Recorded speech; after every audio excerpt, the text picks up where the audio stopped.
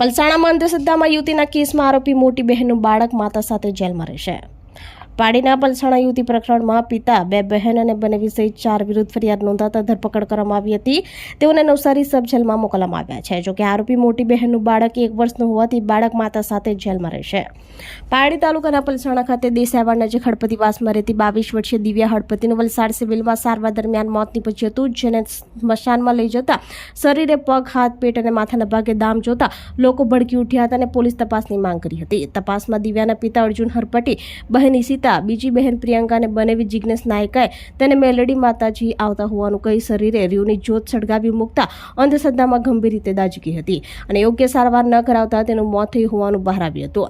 આ મામલે યુવતીના પિતા અર્જુન સુખાભાઈ હળપતિ, બહેન ઈશિતા અર્જુનભાઈ હળપતિ અને મોટી બહેન પ્રિયંકા જિજ્ઞેશ નાયકા તેમજ બનેવી જિજ્ઞેશ વસંતભાઈ નાયકા સહિત 4ની ધરપકડ કરી હતી અને કોર્ટમાં રજૂ કરી 2 દિવસના રિમાન્ડ દરમિયાન સઘન તપાસ કરવામાં આવી હતી। માતાજી આવતા હોવાનું જણાવી દીવડાથી દાઝી ગયા બાદ તાવ અને ખેંચ આવવાથી યુવતીનું મોત થયું હતું।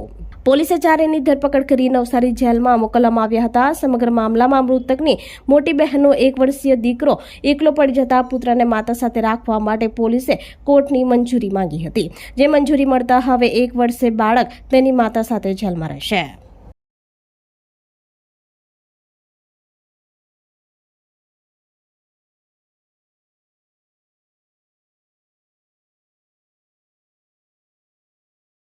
આપણી સંકલ્પ ન્યૂઝ ચેનલને સબસ્ક્રાઇબ અને લાઇક કરો, બેલ આઇકન દબાવો જેથી આવનાર ન્યૂઝ અપડેટ્સની નોટિફિકેશન આપના મોબાઈલ પર સૌથી પહેલા પહોંચે।